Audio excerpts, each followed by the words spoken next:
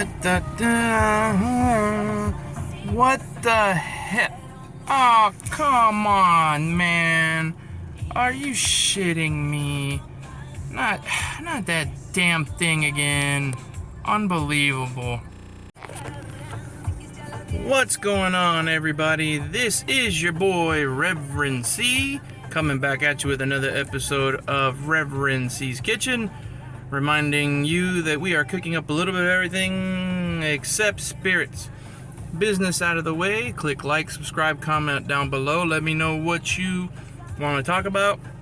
And also, if you're in need of an ordained Christian minister to do weddings, baptisms, or just need a certified Christian counselor and you're in Florida's Treasure Coast or in the Palm Beaches, reach out to me on this channel below and I'll do my best to get back with you.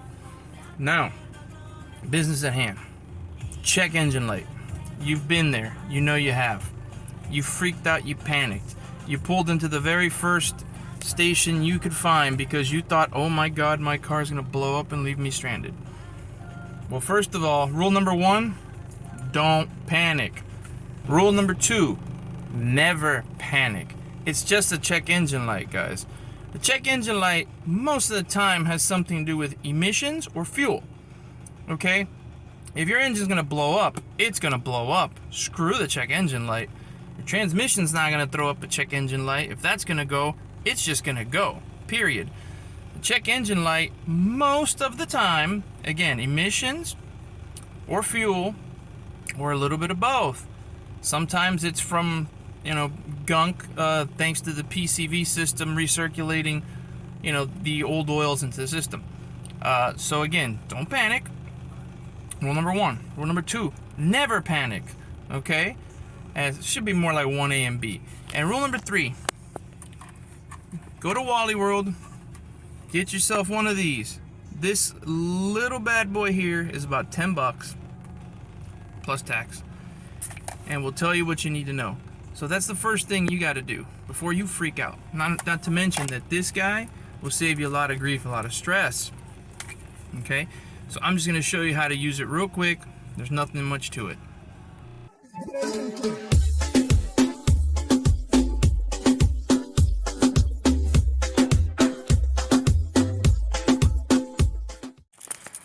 Alright, so the first thing you do is you go ahead and you pop your key in the ignition, put it in the on position, but do not start your car. Right down here is where you'll find your, let me see, right about there is your old dirty bastard port. So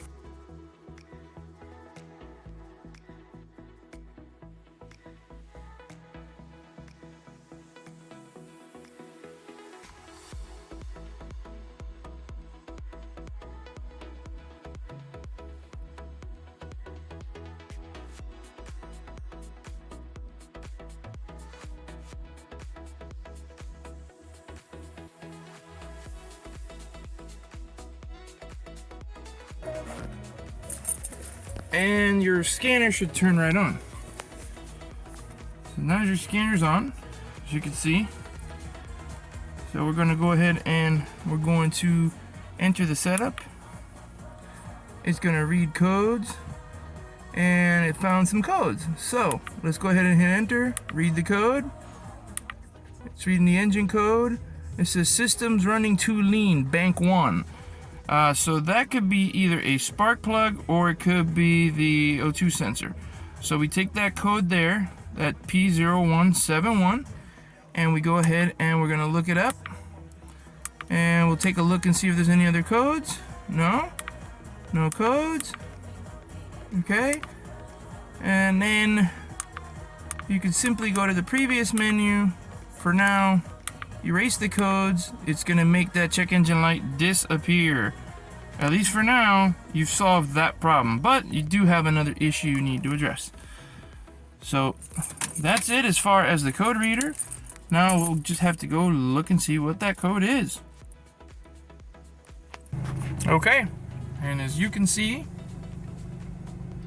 check engine light is gone.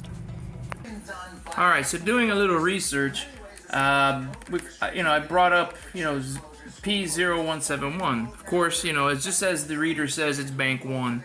Bank 1, little secret is usually it's the one closest to spark plug number 1. That's bank 1.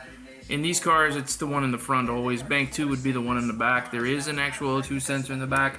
But just out of my own suspicions, I said, you know what, let me give it a couple miles and let's go ahead and do another read. And sure enough, this makes our life a lot easier, because remember before I said it was either going to be the O2 sensor, maybe a dirty spark plug or whatever. Could be, you know, could also be dirty MAF sensor, bad air filter, which I doubt. It's a K&N filter. Although, yeah, I know, reserve comments for comments. But it kicked up 2 more codes, which was code 1101 and code 0106.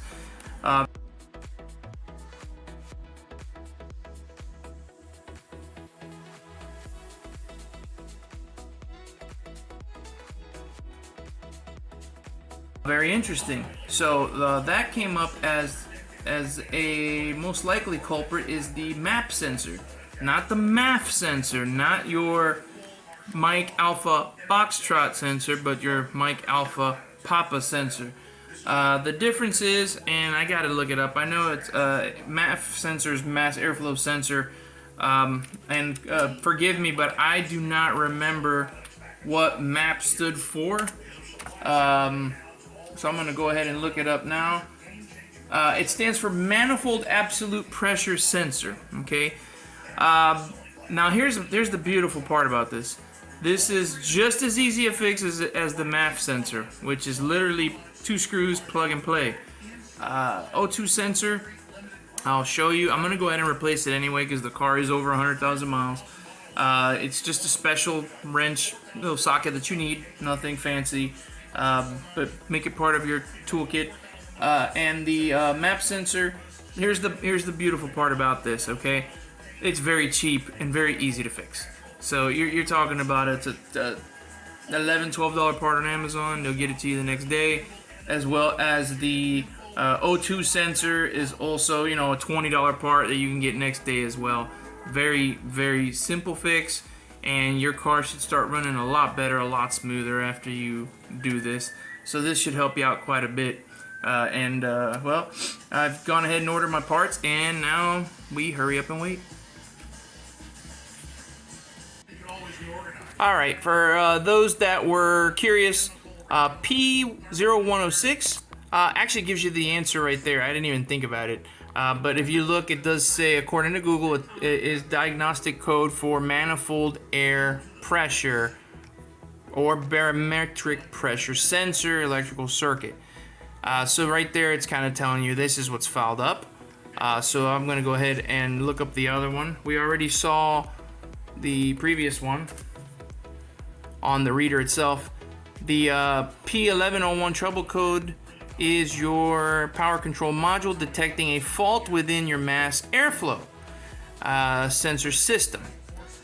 So the only thing I would say is this about the mass airflow sensor before buying yet another part.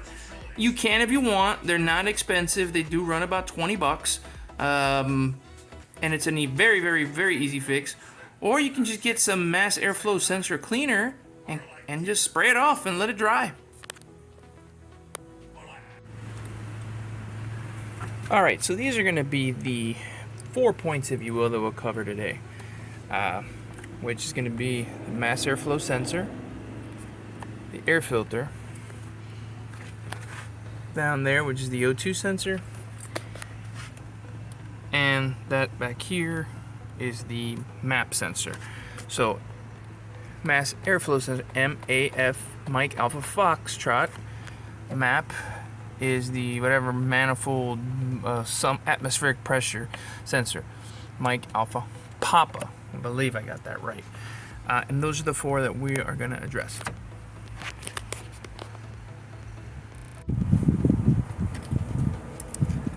First step, remove the negative terminal off of your battery. Make sure you put it aside or it's not going to touch.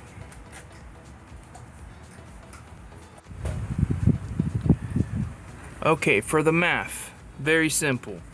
2 screws Okay, I have already loosened the screws. It's just 2 Phillips screws on the mass airflow cleaner sensor, excuse me. Make sure you get yourself a mass airflow cleaner spray and a paper towel. You're probably asking why the paper towel. Just straight up paranoia. I get a little paranoid with it, so I just like to kind of wrap it in a paper towel just to make sure no other caca gets on it. It's very simple. Give it a little spray and let it dry for about an hour before popping it back in. That's all there is as far as cleaning that. Okay, this is the optional one. You don't have to. I probably could afford to, but I just did this not that long ago. But if you're really feeling up to it, there's a screw here and a screw here, and this will pop up your air cleaner. Other set of screws you do not want to lose. They are rather long.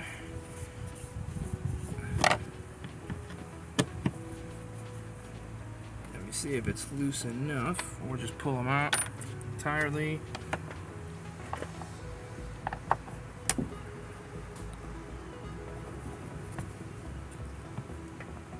I like pulling them by hand, just so you don't lose them.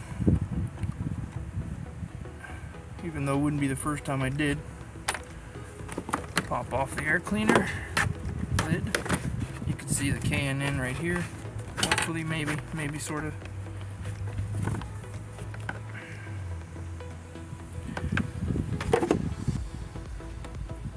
Pretty clean as it is, as you can see.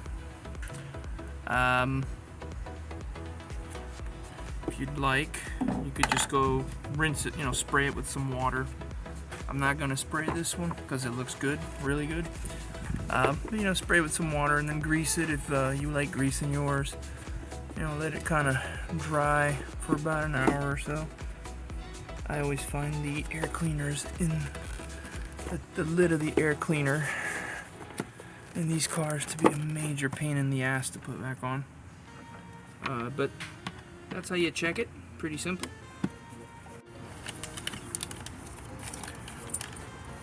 Okay, so here we move on to the map sensor, the Mike Alpha Papa.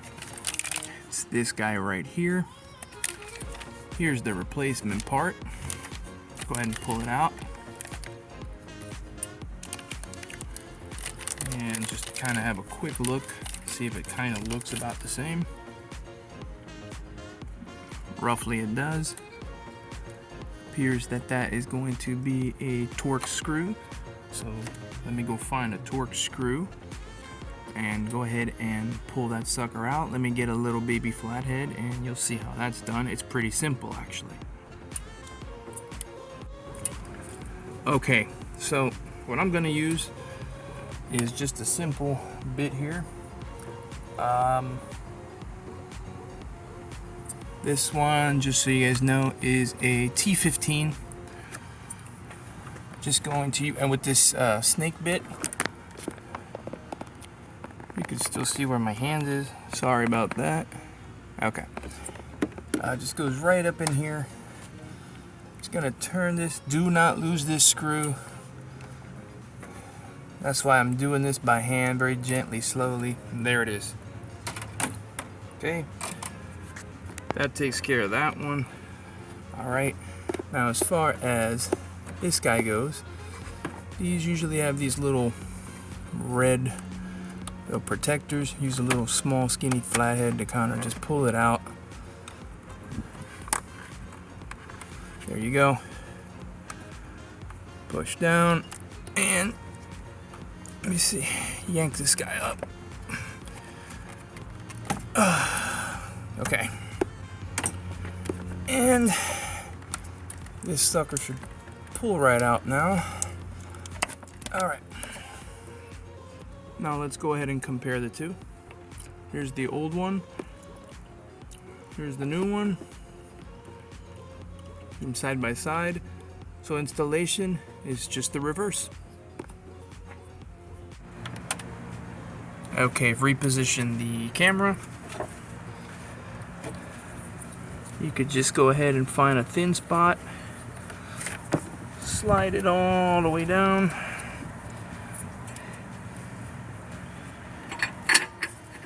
It's gonna eventually not let you get out. There it is. Okay, grab your socket wrench. So that's kind of what it looks like. You take the brake. I gotta use the breaker bar just because I have a feeling that that thing could be seized up. And I don't want any real motion behind it if I can actually get this thing to fit, which in and of itself could be a different kind of animal. It's in there, and then we just give it a crank. I kind of gotta, there we go. Whew. So you can imagine, this is kind of why you use the anti-seize shit. Let's see if it comes off by hand. God forbid, right? That would happen. So let me get the wrench off the socket, and let me take the reducer off, and let me grab a smaller one. And there's the new one. I just popped it in. Okay. It just goes in reverse. It's basically the same thing. There is no righty-tighty. There's just the basic righty-tighty, lefty-loosey. There is no reverse thread. It just screws right in, as you can see. Hand tighten. I'm going to go look and see if there's any torque specs for this, and then we'll move on. All right, now to double check everything, go over the rundown. We checked the air filter, cleaned the Mike Alpha Foxtrot sensor, replaced the MAP Mike Alpha Papa sensor, replaced the O2 sensor, and of course don't forget to reconnect the negative terminal. So now all we really have to do is start the car and see what happens with our little check engine light. Alright guys, quick update. Figured I would spare you all the junk and gobbledygook of the end of this video. This will lead into another video. Unfortunately, we still keep getting the trouble codes. Now, after just carefully going through everything with a fine-tooth brush, we figured out that the map, yes, the brand new map sensor in and of itself was bad. So hurry up and waited for the new part and got a new map. Now the new map is working, it is solid, but we are still getting trouble code Papa 1101 and Papa 0171, and the map codes have gone away, so we are left with what is most likely and inevitably this guy right here. This is going to be our issue. PCV valve. Common problem, in which I will go ahead and just slide it into the next video. But as far as resolving the map codes, except the 1107 and the 0171, that issue is resolved. So yeah, you can get bad parts, even brand new ones. Occasionally it does happen. It's unfortunate, but it is what it is. It ain't what it ain't, and I'm not gonna make it what it isn't. So I'm gonna say at this point I'm gonna cut it right here. This is your boy Reverend C, thanking you for tuning in. Catch you on the next one. There will be a follow-up to this one, which is going to be this valve cover replacement. It's the only way, unless you do a bypass, and maybe for the future we'll do that one. But once again, this is your boy Reverend C signing out, reminding everyone to stay safe, be ye kind one to another, and peace out. I'll catch you on the next one.